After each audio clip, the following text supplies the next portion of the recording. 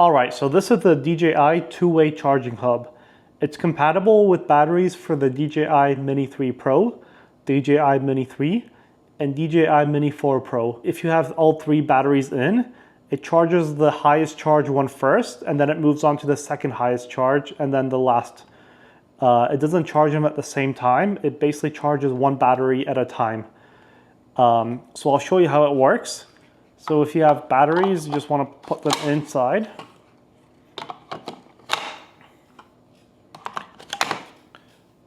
And then at the bottom here, you can see the LED status indicators. That basically shows you how much battery is left inside each battery. If you press this button, it will turn back on.